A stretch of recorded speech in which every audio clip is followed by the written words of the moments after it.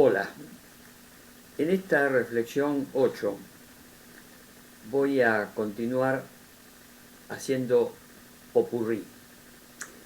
Voy a aclarar antes la diferencia entre popurrí y el método que yo utilizo de colcha de retazos. El popurrí es una mezcla, una mezcolanza de cosas, hecha al azar, o sea, también por asociación libre.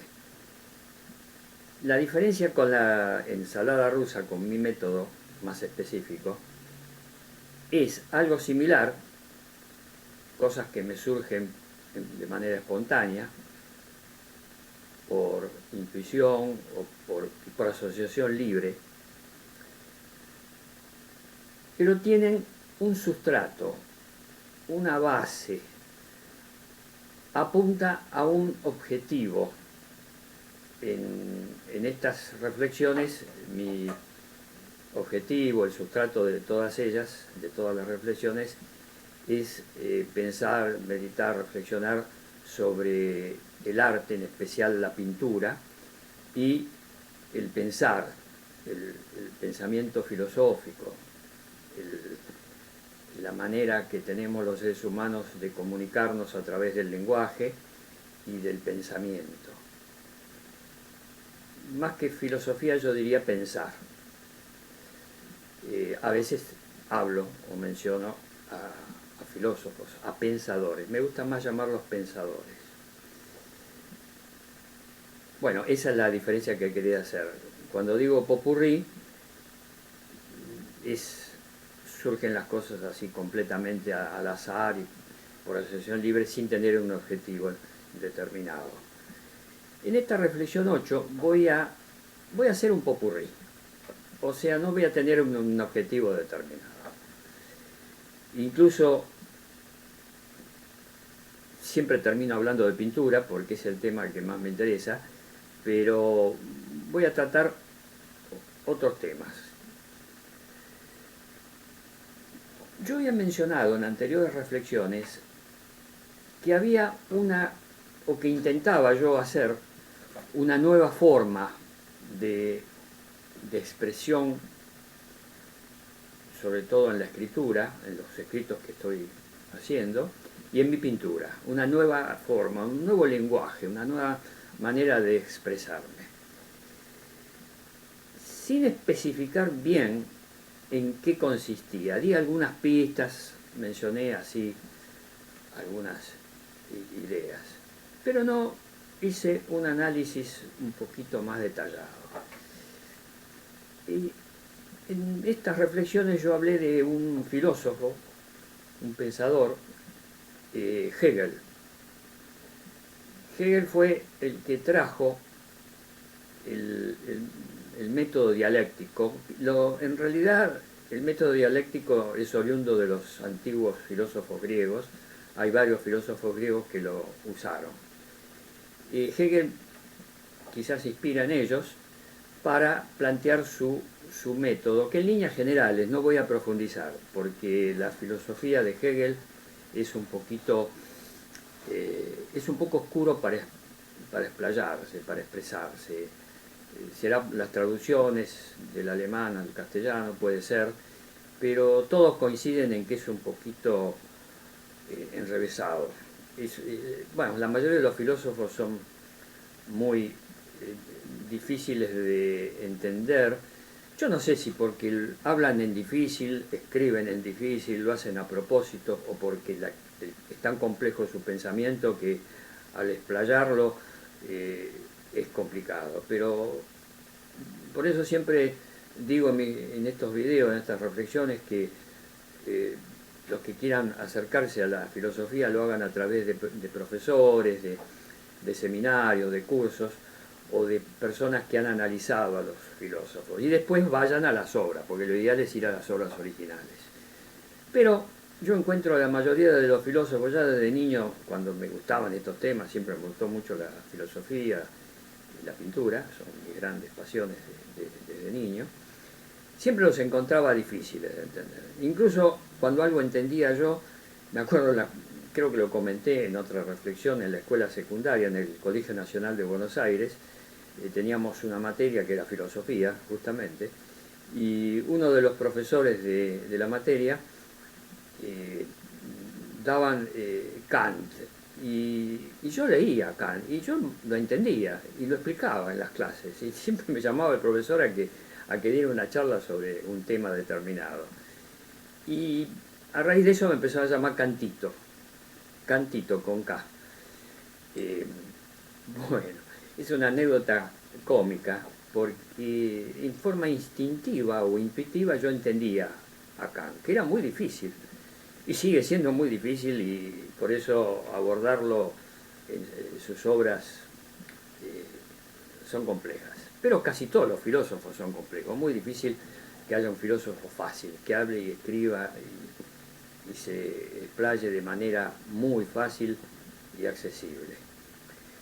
Un pensador, que no es específicamente filósofo, que yo lo menciono siempre, Sigmund Freud, tiene la característica justamente de ser accesible. Cualquier persona con instrucción de secundaria lo puede entender. Hay algunas obras de Freud que son un poco más complejas, pero es muy accesible. Menciono esto porque es un detalle importante. No es un filósofo Freud, es un médico, neurólogo, psicólogo, desarrolló el psicoanálisis, extraordinario pensador. Pero como pensador se explica él mismo en sus obras, es fácil de entender. Por lo menos a mí me resulta fácil y a mucha gente también. Hago esta salvedad porque cuando hablo de filosofía, lo que quiero hacer yo es todo lo contrario de lo que hacen la mayoría de los filósofos.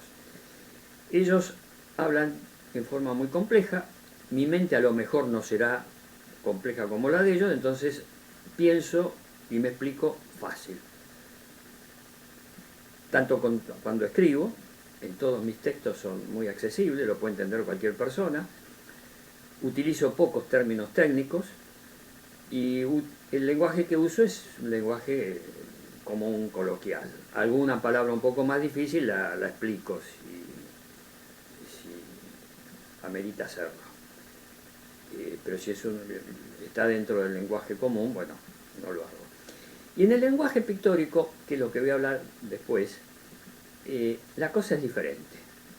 Ya no hace falta tener un idioma. En la escritura sí, necesitamos tener un idioma y escribir dentro de ese idioma. En las traducciones a lo mejor se complican la comprensión de los textos. Pero en la pintura no hay un idioma. Hay un lenguaje de comunicación, pero no un idioma. Vale decir que cuando un observador de cualquier nacionalidad, cualquier idioma que hable, ve la pintura, puede sentir emociones similares a las de cualquier otro espectador que hable otro idioma. O sea, no hay un problema idiomático en la contemplación de una obra de arte y sobre todo específicamente del cuadro, de la pintura.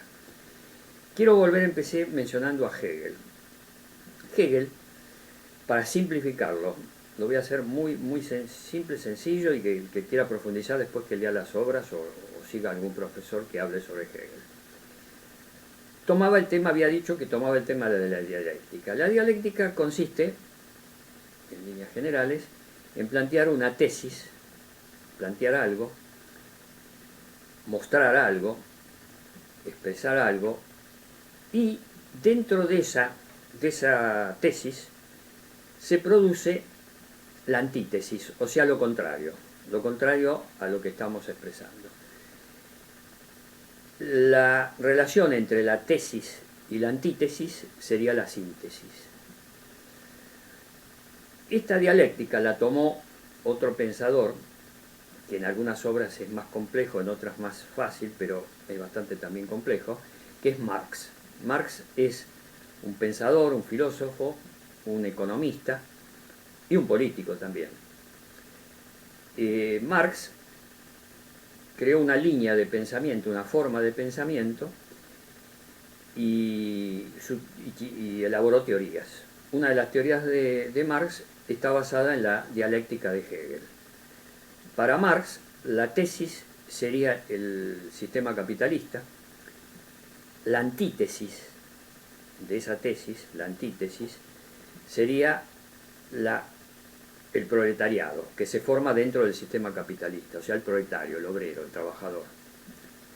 La síntesis de esos dos elementos, de la tesis y la antítesis, la síntesis sería la lucha de clases. Marx lo que plantea es que entre esos dos elementos, tesis y antítesis, capitalismo y el proletariado que genera el capitalismo, se puso una lucha de clases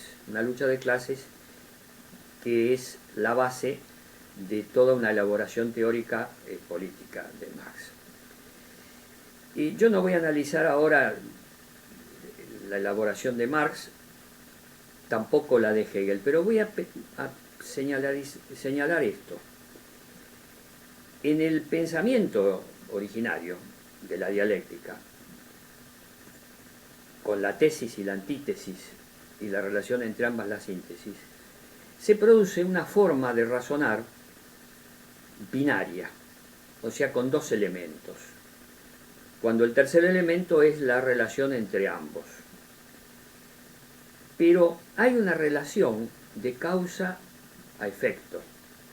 La causa, la tesis es una causa, la antítesis sería la consecuencia de esa, el sistema, la causalidad, que fue analizada también por los griegos, los antiguos griegos, es la forma de pensar, causa-efecto. Es la forma de pensar que yo llamo una forma binaria, la forma binaria, o sea, con dos elementos, una causa y un efecto. Y lo que yo quiero plantear en esta reflexión es cómo podemos salir de esa cárcel que nos impone ya sea la dialéctica como la causa y el efecto, el fenómeno de la causalidad. Todo tiene que tener una causa. Bueno, yo quiero salir de eso. Entonces empecé a pensar, empecé a observar la realidad, a observar las cosas que suceden, el devenir. Empecé a estudiar mucho historia. Bueno, ya mencioné en otros videos que incursioné en muchas ciencias que se relacionan con la conducta humana. Porque a mí en el fondo lo que más me interesa es el comportamiento humano, que se expresa a través de distintas formas. Para mí el comportamiento humano se expresa a través de la cultura. Ya en otro video mencioné lo que yo pienso sobre, para mí, lo que es la cultura, todo lo que produce el ser humano. Y el comportamiento humano se expresa a través de la cultura. Y en ciencias, por ejemplo la historia, podemos ver cómo fue el comportamiento humano a lo largo del tiempo, en el devenir, en el transcurso del tiempo, con sus debilidades, porque no todo lo que nos dice la historia fue verídico, y hay muchos fraudes dentro de la historia, y la historia siempre se dice, la escriben los vencedores, cuando hay conflictos, los vencedores escriben la historia, lo cual tiene mucho de cierto. Para ser un historiador muy exigente, muy profundo, muy veraz, hay que analizar mucho y ver las fuentes de la historia, documentación escrita, restos fósiles, restos arqueológicos, las fuentes de la historia. Discriminar bien esas fuentes para elaborar una historia más o menos veraz. Nunca podemos afirmar con certeza tal hecho histórico fue exactamente así, pero podemos deducir por los elementos que tenemos, que mencioné antes, por las fuentes, y que el que la escribe sea alguien racional. Por ejemplo, el famoso Heródoto, el famoso historiador griego, las historias de Heródoto, bueno, en esas historias no sé si hay mucho también de fantasía. En todo escritor, inclusive el historiador, hay mucho de ficción literaria. Empecemos por ahí. La ficción literaria, que es una forma de arte, está en todo, está presente en todos los escritos, incluso los más exhaustivos, los más verídicos, los más exactos. Siempre hay algo de ficción literaria. Yo quería ir a esto. ¿Podemos salir del esquema del pensamiento binario, del esquema de causa-efecto, y empezar a razonar, a observar la realidad de otra forma? Bueno, eso es lo que estoy intentando hacerlo.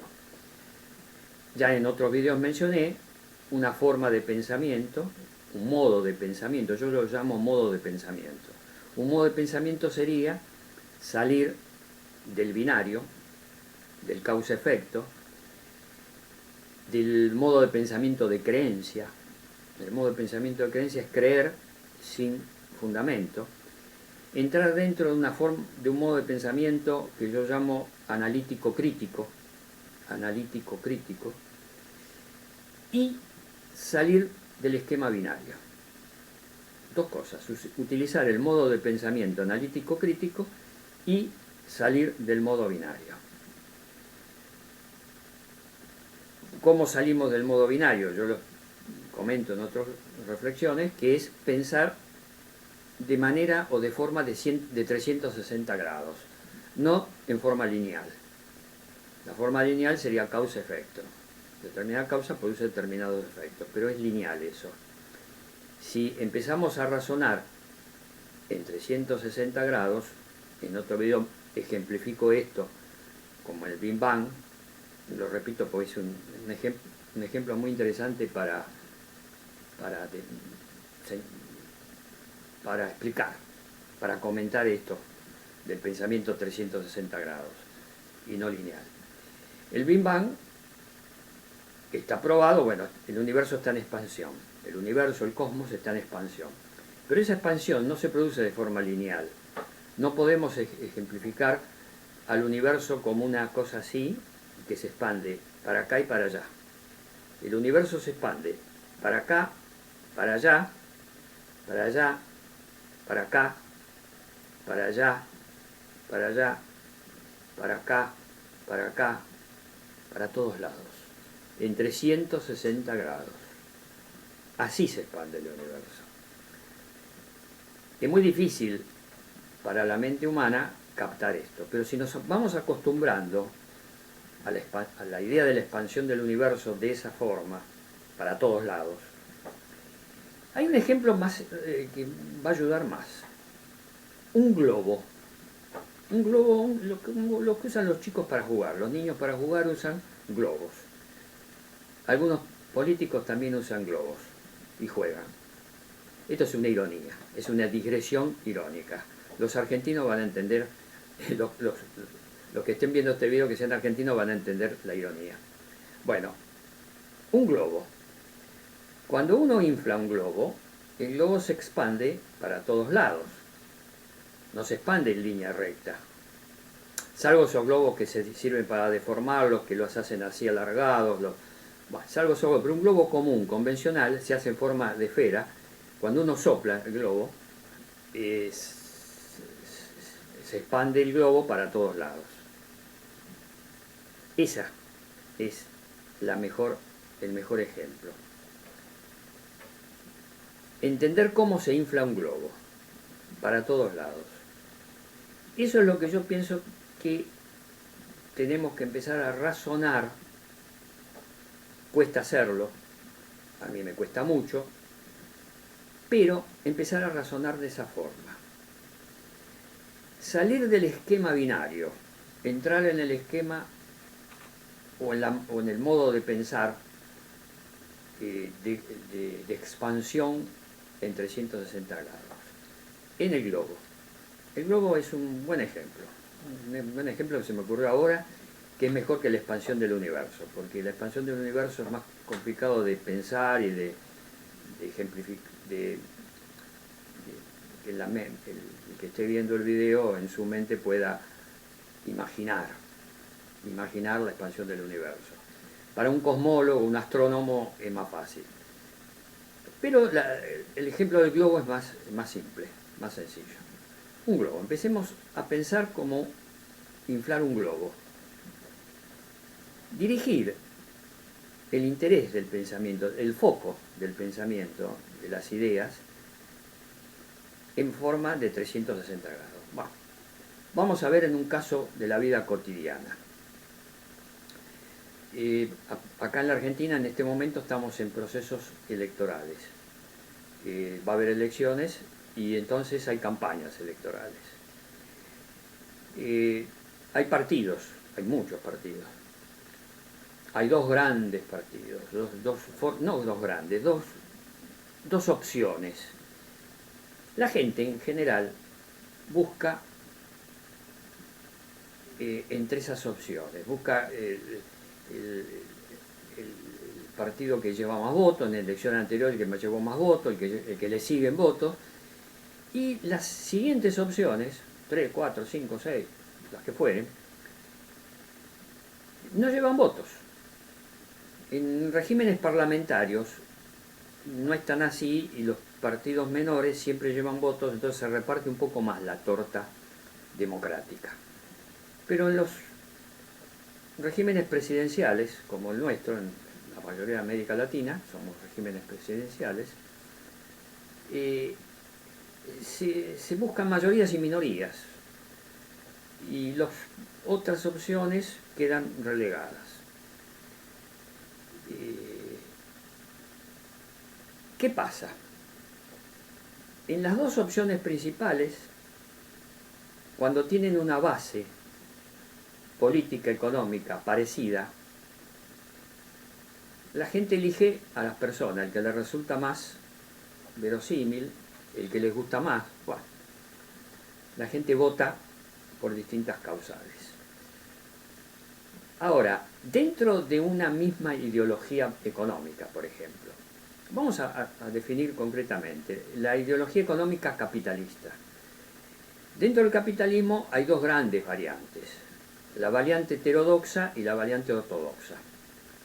La variante ortodoxa son los liberales, los de pensamiento conservador, los que siguen políticas tradicionales, políticas económicas tradicionales, y los heterodoxos son los que buscan formas más pragmáticas, más prácticas, incluso le dan prioridad a las cosas más importantes.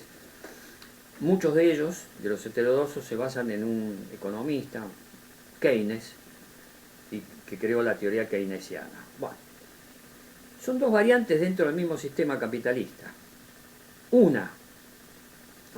Apareció una tercera variante dentro del sistema capitalista, que son los neoliberales y los, que en otro video lo comento, que es muy divertido, los anarcocapitalistas. Tanto los neoliberales como los anarcocapitalistas le dan primacía al mercado, lo que yo llamo dictadura del mercado. El mercado todo lo puede, todo lo soluciona, el Estado cuanto más chico sea mejor, y cuanto más se expande el mercado mejor para la población, dicen ellos, ¿no? Por supuesto nada de eso ocurre, en la realidad ocurre todo lo contrario. Ellos hablan de que cuando el mercado se enriquecen las empresas y los ricos son cada vez más ricos, eso rebalsa, y en ese rebalse baja a las clases medias y más vulnerables, las clases más pobres. O sea, la teoría del derrame. Esa teoría en la práctica es una ficción literaria. En la práctica nunca se dio, porque los ricos nunca derraman. El rico quiere ser más rico. Ahí viene el tema de la codicia, que en otro video, en otra reflexión, comenté sobre la codicia, que es una de las características del Homo sapiens, del ser humano.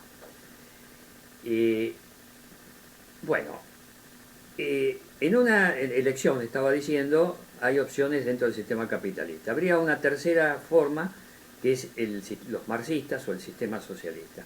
Generalmente los partidos socialistas, marxistas, incluso acá en la Argentina hay una corriente trotskista muy fuerte, tiene muchos militantes, pero en votos tiene siempre pocos votos.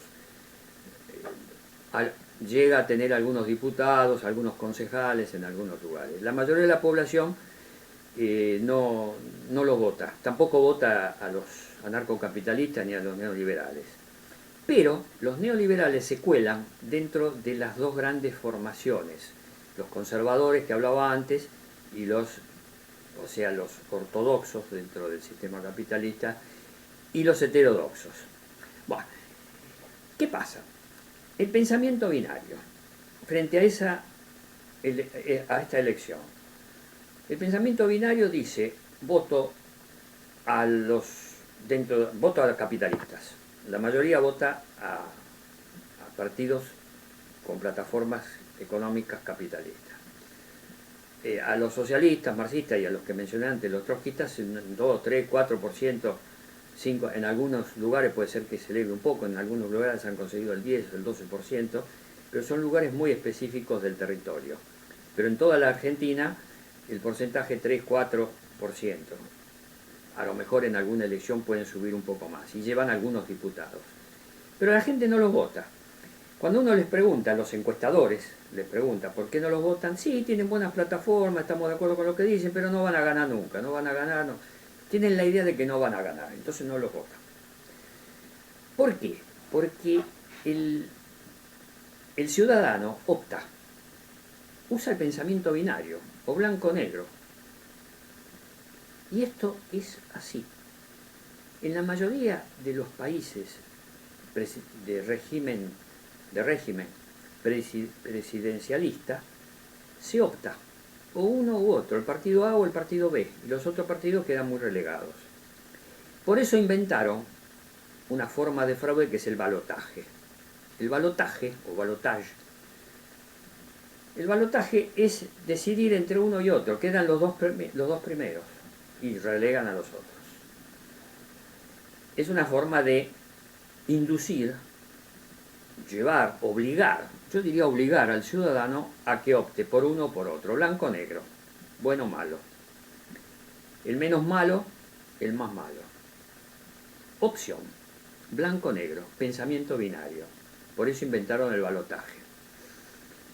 Por supuesto que, en mi opinión, eso no es democrático. La democracia sería que estuvieran todos representados, todos los partidos, y un sistema parlamentario sería un poco más democrático que el sistema presidencialista, que lleva al balotaje. Bueno, no es el tema específico porque no es lo que más me interesa, a pesar de que estamos en épocas de elecciones. No me interesa desarrollar porque soy muy escéptico con respecto al ser humano y al comportamiento humano. Al ser escéptico no espero que pueda resolverse. Bueno, en otra reflexión voy a hablar del tema. No me quiero meter en esta reflexión sobre las derivaciones de mi escepticismo con respecto al comportamiento y a la conducta humana. Lo que quiero señalar es cómo salir del pensamiento binario, cómo salir del esquema blanco-negro, bueno o malo, y empezar a pensar de otra forma. En las elecciones, una forma sería votar a partidos chicos, al que más se acerque a lo que uno quiere que se haga en su país. Esa sería una manera. Si uno quiere que el país sea más igualitario, donde las personas haya más igualdad social, más democracia política, más participación, bueno, votar a los partidos que propugnan estas ideas. Y si son chicos, votarlos igual.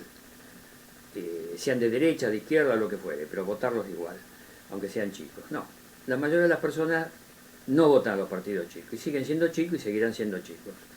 ¿Por qué son chicos? Bueno, es otro tema, para otra reflexión. No tienen medios de comunicación, no tienen propaganda, no tienen plata para hacer propaganda, promociones de sus plataformas, y la gente no se entera. Es así, la mayoría de la gente no se entera de lo que dicen estos partidos chicos, sean de derecha o de izquierda, no se entera. En general, las personas no tienen mucho interés en la política la economía si les afecta a su bolsillo, pero no tiene, se desinteresa. La gente, yo observo que las personas están muy interesadas en sus cosas cotidianas, en su familia, en su entorno muy reducido, a lo sumo en su familia, en algunos temas como el fútbol, algunos deportes como el fútbol en Latinoamérica, o las modas, o las diversiones, pero el pensamiento, razonar políticamente o participar políticamente, la mayoría de la población no, es, no, no participa. Es lo que un famoso presidente norteamericano, Nixon, decía, la mayoría silenciosa. Algo de eso hay una mayoría silenciosa. Bueno, yo estaba hablando del pensamiento binario y cómo salir de ese pensamiento. Una de las formas que uso yo es escuchar a todas las ideas, a todos los planteos filosóficos, políticos, económicos, escuchar, estudiar y ver y tratar de rescatar algo de cada una de esas formas de conducta humana. No me encasillo. Por eso que si me preguntan qué soy yo, y bueno, yo soy, cuando era niño decía, ya cuando era niño ya tenía esta forma, decía que era ecléctico. Y muchos se me reían, hoy en día también, si menciono esto que soy ecléctico, se me ríen, porque consideran que hay que tener una línea definida. Voy a dar un ejemplo que en este momento se me está ocurriendo. Tengo una anécdota. El otro día estaba en un negocio dietético. Yo consumo muchos productos dietéticos, que son alimentos sanos. En otra reflexión voy a hablar sobre la nutrición, que es muy importante. Bueno, estaba en ese negocio y en un momento dado viene otro cliente y empieza a hablar. Y cuando alguien habla, yo le hago algunas preguntas al estilo socrático, hago preguntas, para saber cómo piensa la gente, enterarme de la pequeña ciudad donde yo estoy, que ya no es tan pequeña, ya llegan a 100.000 habitantes, ya no es tan pequeña, pero comparado con las grandes capitales, yo vivía antes en la ciudad de Buenos Aires, que es una ciudad muy grande, o Rosario, que está más cerca, que también es una ciudad grande. Pero las ciudades pequeñas, la gente piensa,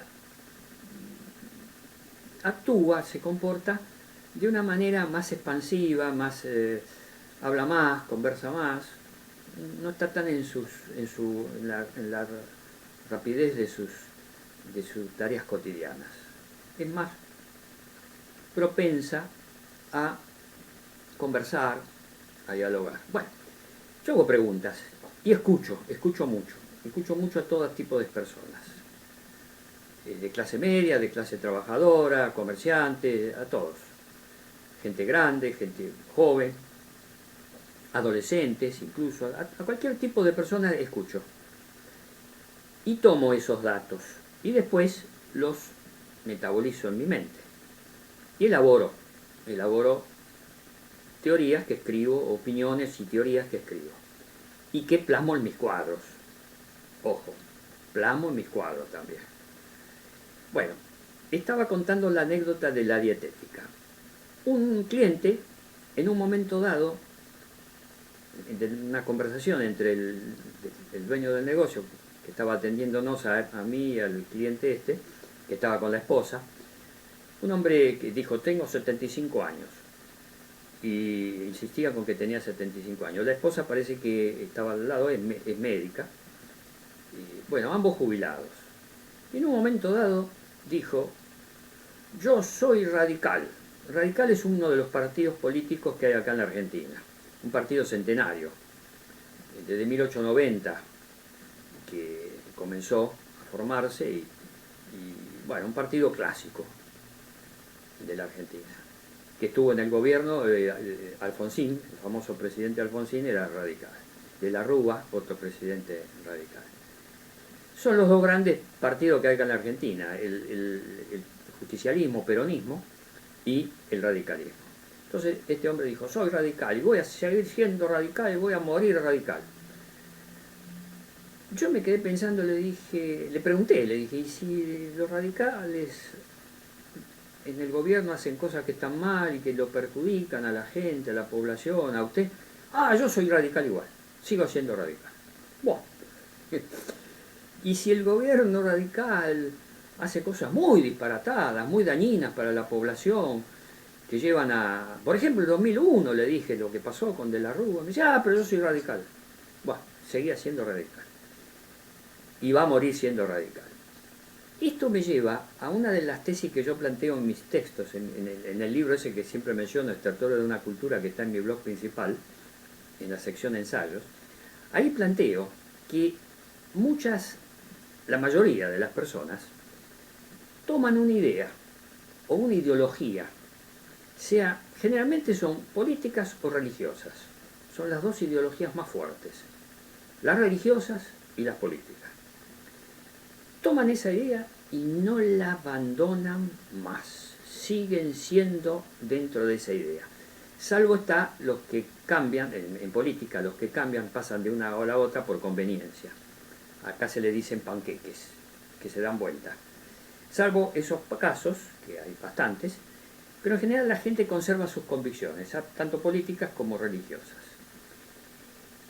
Y yo lo analizo en ese trabajo, en ese estudio, ese ensayo que hice, Estertores de una cultura, y ejemplifico diciendo que las personas toman a sus ideas tanto políticas como religiosas y ideas así, núcleo, o ideologías o formas de pensamiento estructuradas en una ideología o en dogma.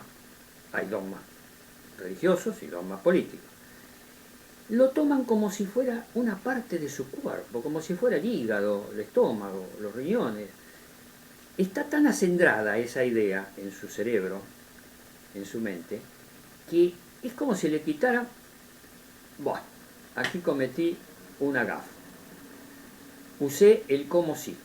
En otro video digo que el como si era una muletilla, y la acabo de usar yo.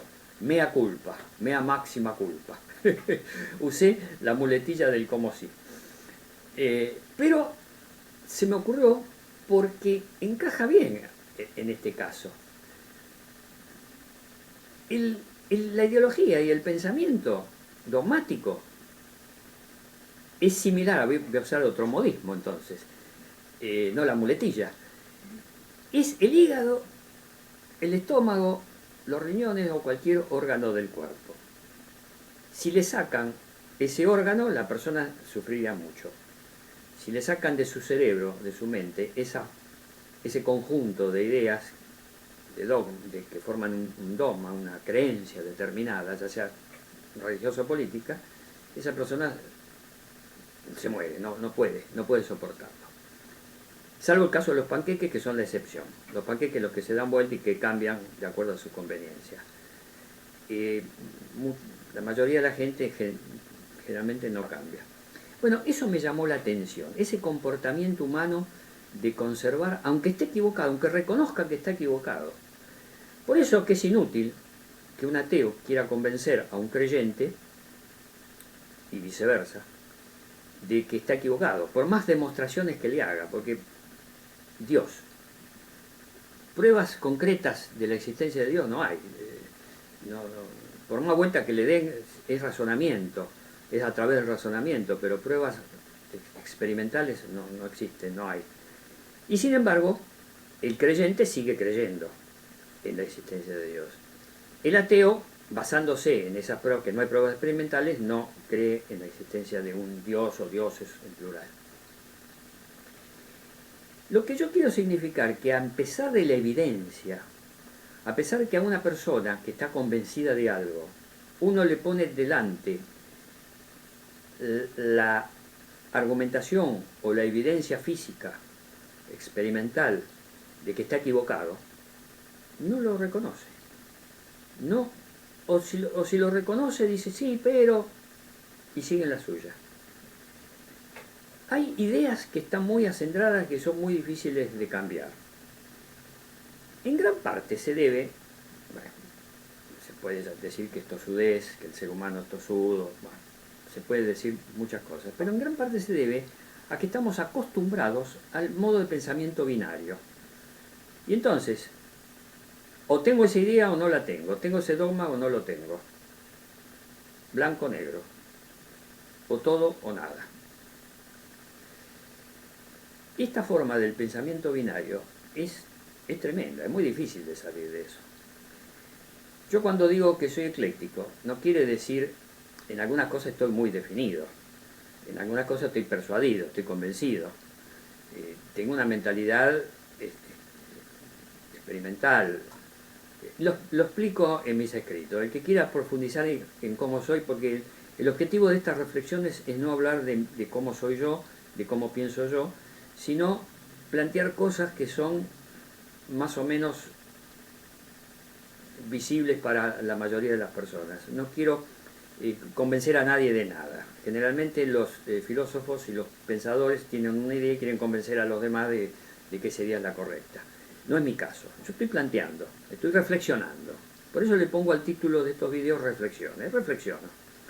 La reflexión que me hago es por qué el ser humano en su gran mayoría tiene esa forma de pensamiento binario y no piensa en 360 grados, no piensa como inflar un globo.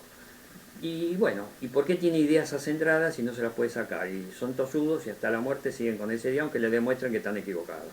Eso es lo que quiero. Estoy reflexionando sobre esa conducta humana.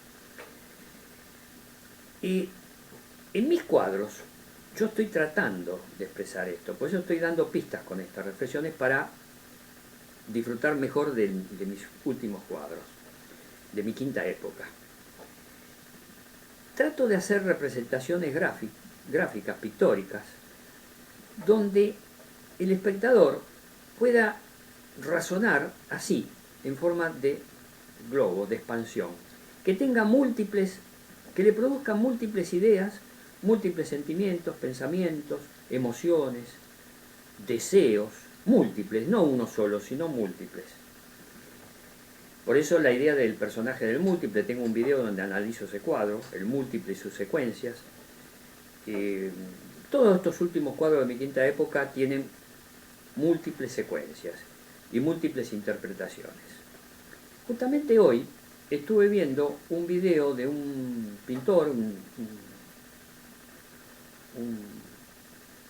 analista de la pintura, porque habla de arte en general y específicamente de la pintura, donde plantea algo que me dejó pensando. En principio no estoy de acuerdo con esta idea, pero la voy a expresar primero la idea, después digo mi reflexión sobre ella. Donde es que es obligación del artista de ser responsable de su obra. Es responsable de su obra. Ser responsable significa hacerse cargo de esa obra. Y que tiene que ser consecuente. Seguimos con el pensamiento binario. Este pintor, este crítico de arte, evidentemente está dentro del pensamiento binario, o una cosa o la otra. Incluso se define en el tema fraude, de algo que es arte o que es fraude, se define porque todo es arte, se define. Bueno, yo me defino pero aclarando que para mí el arte es cultura, bueno, todo lo que digo en otros videos. Pero específicamente me dejó pensando la reflexión de este crítico de arte, porque el artista, a ver, acá sí voy a comentar lo que yo siento cuando pinto un cuadro. Yo pinto un cuadro, expreso lo que siento, lo que pienso, lo que me surge espontáneamente. Pero después me doy cuenta, cuando veo el cuadro, por eso digo que mi axioma es no pinto lo que veo, sino que veo lo que pinto. Después, cuando veo el cuadro acabado, termino un cuadro, veo el cuadro, me pongo a analizarlo el cuadro, lo que propongo al espectador que haga, lo hago yo, analizo el cuadro y empiezo a encontrarle formas que no me había dado cuenta que existían esas formas, que estaban escondidas, que no me había dado cuenta que estaban cuando las pintaba. No le había encontrado, no le había interpretado hacia dónde iba esa forma, qué quería decir, qué quería expresar.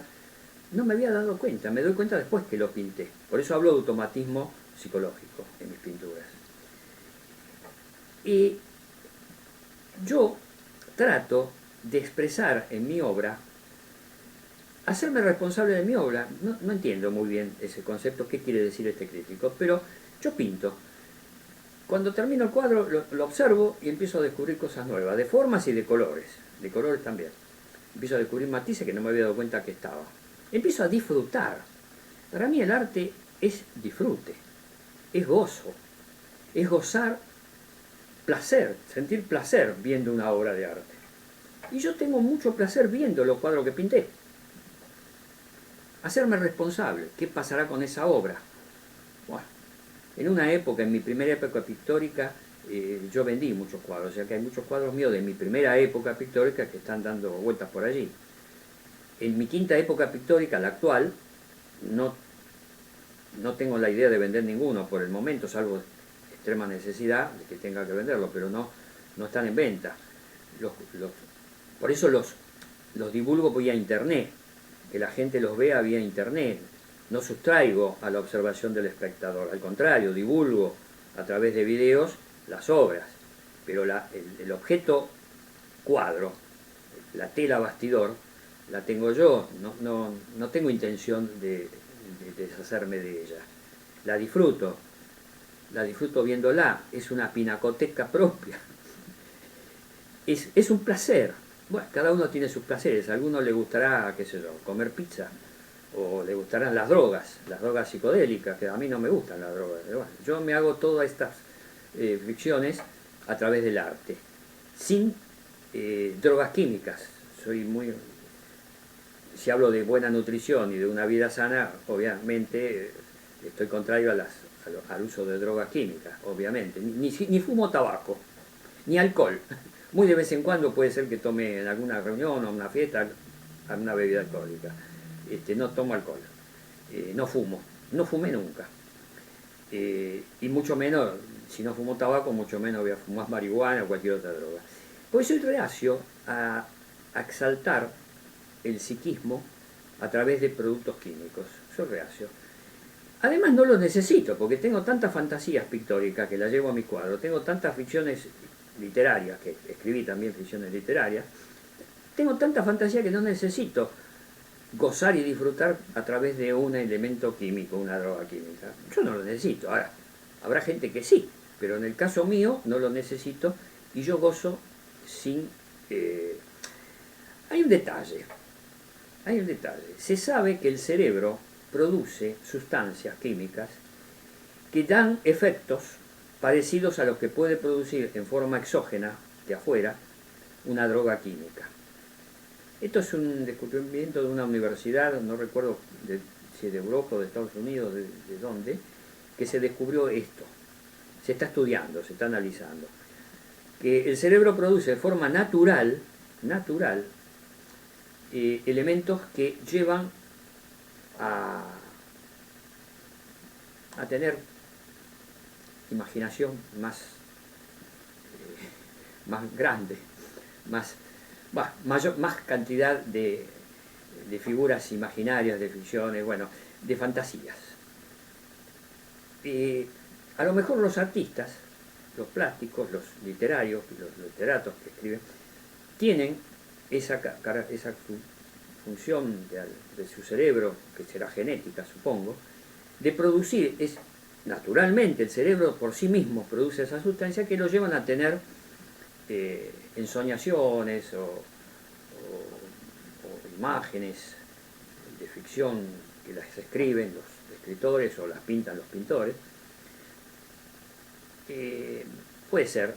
Hay escritores, por ejemplo, un escritor que a mí me gusta mucho, Edgar Allan Poe, se sabe que tomaba drogas químicas para producir los cuentos fabulosos los cuentos tenebrosos, tremendos, son tremendos los cuentos de Poe, son magníficos, está muy bien escrito, pero se sabe que consumía drogas químicas.